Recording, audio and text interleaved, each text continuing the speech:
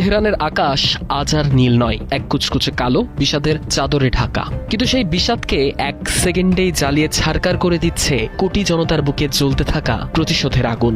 লাখো মানুষের চোখের সামনে শুয়ে আছেন ইরানের সর্বোচ্চ নেতা আয়াতুল্লাহ আলী খামেনির নিথর কফিন, আর তার পাশে রয়েছে এক নিষ্ঠুর হামলায় ঝাঁঝরা হয়ে যাওয়া তার স্ত্রী, বোন ও স্বজনদের মরদেহ। কান্নার সেই রোল মুহূর্তের মধ্যেই রূপ নিয়েছে এক প্রলয়ঙ্কারী রোষানলে। সেখানে এখন আর কেউ কাঁদছে না, চারিদিকে শুধু একটাই হুঙ্কার, প্রতিশোধ, নিষ্ঠুর প্রতিশোধ।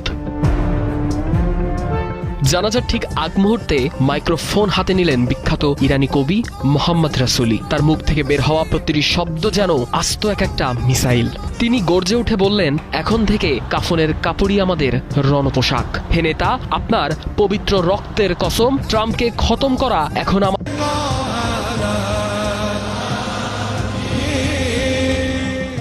ইরানের সাবেক সর্বোচ্চ নেতাকে হারিয়ে ভয়ঙ্কর শোকাহত বিশ্বের আপামর মুসলিম জনতা। তার জানাজা থেকে শোক মিছিল, শোকাহত মানুষের ঢল নেমেছে পবিত্র নগরী কোমেও। এর আগে খামেনির মরদেহ বহনকারী একটি হেলিকপ্টার অবতরণ করে তেহরানের দক্ষিণের শহর কোমে। সেখানে জানাজা এবং শোক যাত্রা শেষে তার কফিন যাবে ইরাকে। সেখানেই শেষ যাত্রার অংশ হিসেবে সর্বোচ্চ নেতার মরদেহ নেওয়া হবে ঐতিহাসিক স্থান কারবালা প্রাঙ্গণে। সাবেক সর্বোচ্চ ধর্মীয় নেতাকে হারিয়ে ইরানিরা যে কতটা ক্ষুব্ধ, কতটা শোকাহত সেটি স্পষ্ট তাদের আহাজারিতে। খামেনি হত্যার প্রতিশোধে আবারও জ্বলে উঠেছে পশ্চিমা জাহাজ। হরমুজে মিসাইল ছুড়েছে আইআরজিসি বাহিনী।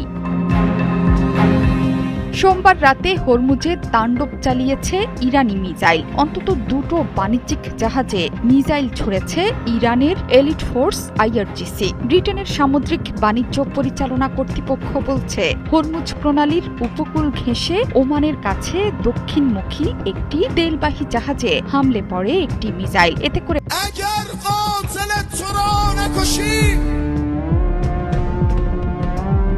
তেহরানের আকাশ আজ আর নীল নয়, এক কুচকুচে কালো বিষাদের চাদরে ঢাকা। কিন্তু সেই বিষাদকে এক সেকেন্ডেই জ্বালিয়ে ছারকার করে দিচ্ছে কোটি জনতার বুকে জ্বলতে থাকা প্রতিশোধের আগুন। লাখো মানুষের চোখের সামনে শুয়ে আছেন ইরানের সর্বোচ্চ নেতা আয়াতুল্লাহ আলী খামেনির নিথর কফিন, আর তার পাশে রয়েছে এক নিষ্ঠুর হামলায় ঝাঁঝরা হয়ে যাওয়া তার স্ত্রী, বোন ও স্বজনদের মরদেহ।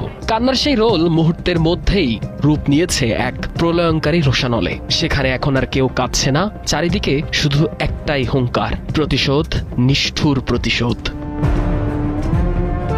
জানাজার ঠিক আগ মুহূর্তে মাইক্রোফোন হাতে নিলেন বিখ্যাত ইরানি কবি মোহাম্মদ রাসূলি। তার মুখ থেকে বের হওয়া প্রতিটি শব্দ যেন আস্ত একটা মিসাইল।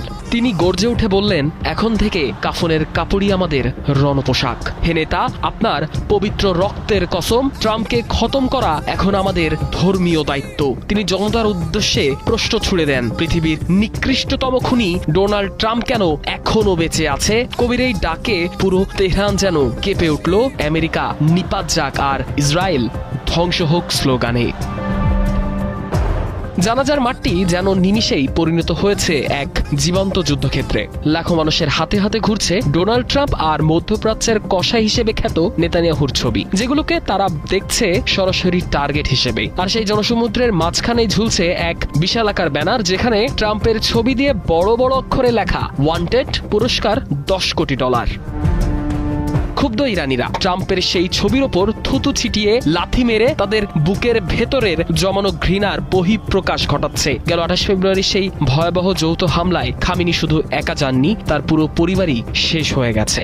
এমনকি গুরুতর আহত অবস্থায় হাসপাতালে লড়ছেন মোস্তফা খামেনি। সেই দগদগে ক্ষত এখন ইরানিদের পাগল করে তুলেছে।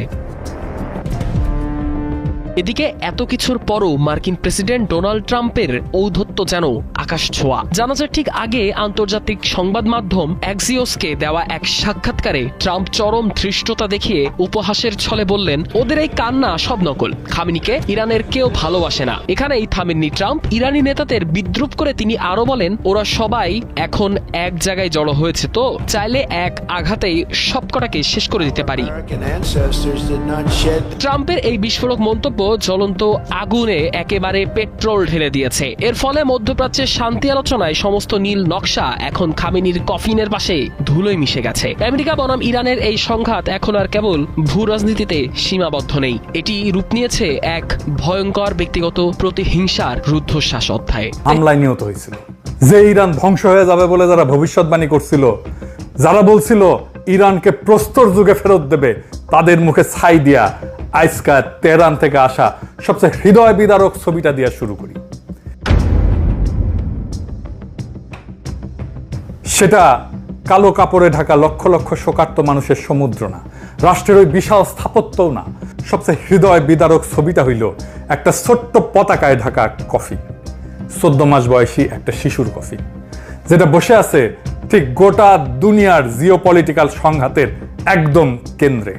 আন্তর্জাতিক মিডিয়া যখন আয়াতুল্লাহ আলী খামেনির বিশাল রাষ্ট্রীয় জানাজার সুদূর প্রসারী রাজনৈতিক তাৎপর্য নিয়ে ব্যস্ত, গ্র্যান্ড মোসাল্লার ভেতরে হাজার হাজার মানুষ তখন কাঁদতেছে মঞ্চের ওই সবচেয়ে ছোট্ট কফিনটা নিয়ে। খামেনির নাতনি জাহরা মোহাম্মদী গোল পায়েগানি যুদ্ধের প্রথম হামলাতেই দাদার সাথে যে শহীদ হয়ে গেছে। ইরান ইচ্ছাকৃতভাবে এই মানবিক বিপর্যয়টাকে দুনিয়ার সামনে সম্প্রচার করছে। একটা অকল্পনীয় পারিবারিক ট্র্যাজেডিকে তারা রূপান্তরিত করছে এক প্রতিরোধের এক অনমনীয় মনস্তাত্ত্বিক অস্ত্রে। একটা নীরব পারিবারিক দাফনকে বানায় ফেলছে পশ্চিমের বিরুদ্ধে চিরস্থায়ী অবাধ্যতার প্রতীকে। আর ঠিক এই জায়গাতেই পৃথিবীর প্রতি ইরানের আসল রাজনৈতিক বার্তাটা লুকানো আছে। বেশিরভাগ সময় সবচেয়ে ভয়ঙ্কর রাজনৈতিক বার্তা কোনো কূটনৈতিক চিঠিতে লেখা থাকে না। ইরানের পৃথিবীর প্রতি সবচেয়ে ভয়ঙ্কর বার্তাটা কি? সেটা হইল ঠিক আমেরিকার স্বাধীনতার 250তম বার্ষিকীর দিনটাকেই বেছে নেওয়া হইল ওই কাছে ঘেরা কফিন দুনিয়ার সামনে মেলে ধরার জন্য। ওয়াশিংটন যখন 4 জুলাই আতশবাজি ফোটাইতেছে তাদের স্বাধীনতার 250তম বার্ষিকী উদযাপনের জন্য, সেই একই দিনে তেহরানের মোসাল্লায় লক্ষ লক্ষ মানুষ বুক চাপড়ায় কাঁদতেছে কাছে ঘেরা এক কফিনকে ঘিরা, যেখানে সুপ্রিম লিডারের সাথে শুয়ে আছে প্রথম হামলায় নিহত পরিবারের আরো 4 জন। ইরান আমেরিকার এই উদযাপনকে মিথ্যা প্রমাণ করে দিল কয়েকটা কফিন দিয়া। ইরান এখানে আর একটা বড় খেলা খেলছে। কি খেলা? এই অবিশ্বাস্য জনসমুদ্র, এই কান্নার ওই পারে আসল খেলাটা কি? ইরান এই 5 শহর জুড়ে বিশাল জানাজা মিছিলটাকে বানায় ফেলছে এক মনস্তাত্ত্বিক যুদ্ধের একটা মাস্টার ক্লাসে। শোকের এই গোটা রাষ্ট্রীয় স্পেকটাকেলটাকে তারা পর্দার আড়ালের শান্তি আলোচনায় একটা শক্তিশালী অস্ত্র হিসেবে ব্যবহার করছে। ইরান শান্তি আলোচনায় কি কি আদায় করতে চাইতেছে এখন? হরমুজ প্রণালী, যেই প্রণালী দিয়ে একসময় দুনিয়ার 1/5 তেল গ্যাস যাইত, তার উপরে নিজেদের নিয়ন্ত্রণ নিরঙ্কুশ কইরা ইরান যুদ্ধের একটা স্থায়ী সমাপ্তি আদায় করতে চাইতেছে। ইরানের চিফ নেগোসিয়েটর কাজেম গরিবাবাদী সরাসরি ফ্রান্স আর ব্রিটেনকে কঠোর প্রকাশ্য হুঁশিয়ারি দিছে। কারণটা কি? কারণটা স্টারমার আর ম্যাখো একটা যৌথ বিবৃতি দিছিল, যেখানে তারা প্রয়োজনে হরমুজে একটা বহুজাতিক নৌ মিশন মোতায়েনের প্রস্তুতির কথা বলছিল। গরিবাবাদীর জবাব হরমুজের নিরাপত্তা উপকূলীয় রাষ্ট্রগুলোর হাতে। সংকট সৃষ্টিকারীদের তাদের দুঃসাহসিকতার পরিণতির জন্য জবাবদিহি করতে হবে। এইটা একটা গুরুতর সতর্কবার্তা। এইবার আসেন আসল চমকে। কি সেটা? কোরআনের আয়াত দিয়া কূটনীতি, সবচেয়ে চতুর চাল। এই জানা যায় ইরান এমন একটা জিনিস করছে যেটা বিশ্লেষকরা বলছে ফিউনারেল ডিপ্লোমেসি, জানাজার কূটনীতি। 30টার বেশি বিদেশি প্রতিনিধি দল খামেনির কফিনে শ্রদ্ধা জানাইতে আসছে। আর প্রত্যেকটা দলকে যখন কফিনের সামনে আনা হয়েছে, ঠিক তখন কোরআনের একটা করে আলাদা আয়াত তেলাওয়াত করা হয়েছে। এইটা পাবলিক ডিপ্লোমেসিতে একটা নতুন জিনিস, যা আগে কখনো হয় নাই, এক অভাবনীয় উদ্ভাবন। আসেন আয়াতগুলো একটা একটা করে দেখি, আর দেখেন কিভাবে প্রত্যেকটা রাষ্ট্রকে তার প্রাপ্য অনুযায়ী বার্তা দেওয়া হয়েছে। তার আগে আর একটা জিনিস বলে নিই, ইরানের চোখে বিদেশি রাষ্ট্রগুলো 2 ভাগে বিভক্ত। এক ভাগ হইল রেজিস্ট্যান্স ক্যাম্প, যেমন হামাস, হিজবুল্লাহ, ইসলামিক জিহাদ, হাস্ত আল শাবি, লেবানন, এরা ইরানের আদর্শিক যুদ্ধের সহযোদ্ধা। ইসরায়েল আমেরিকার বিরুদ্ধে একই কাতারের লড়াকু এরা। এদের আয়াত দেওয়া হয়েছে যুদ্ধ অঙ্গীকার, শহীদ বিজয়ের, অর্থাৎ তোমরা আমাদের সৈনিক, আমাদের সহযোদ্ধা, আমাদের কমরেড।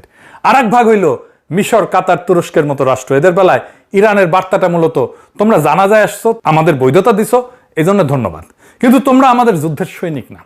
তাই এতে দেওয়া হয়েছে প্রশংসার আয়াত, জান্নাত, সন্তুষ্টি, কিন্তু যুদ্ধ বা সহযোদ্ধার আয়াত না। হামাসকে কি বলা হইল? বাংলা হইতেছে মুমিনদের মধ্যে এমন কিছু মানুষ আছে যারা আল্লাহর সঙ্গে করা অঙ্গীকার সত্য প্রমাণ করছে। তাদের কেউ কেউ নিজেদের অঙ্গীকার পূর্ণ করছে, আর কেউ কেউ অপেক্ষায় আছে। তারা তাদের অঙ্গীকারের সামান্যতম পরিবর্তনও আনেনি। অর্থাৎ তোমরা কথা রাখছো, তোমরা আমাদের লোক। হিজবুল্লাহকে কি বলা হলো? বাংলা হইতেছে তোমরা দুর্বল হও না, দুঃখ করো না। যদি তোমরা সত্যিকারের মুমিন হও তবে তোমরাই বিজয়ী হবে। যদি তোমরা আঘাত পেয়ে থাকো, তারাও অনুরূপ আঘাত পাইছে। আমরা মানুষের মধ্যে পালাক্রমে বিজয় এবং পরাজয়ের দিন ঘুরায় দিই, আর আল্লাহ জালিমদের ভালোবাসেন না। নাসরুল্লাহর মৃত্যুর পরে ভেঙে পড়া হিজবুল্লাহকে সোজা সান্ত্বনা আর সাহস। ফিলিস্তিনি ইসলামিক জিহাদকে বলা হইল সূরা আল ফাতের আয়াত। বাংলা হইতেছে যাতে আল্লাহ তোমার অতীত এবং ভবিষ্যতে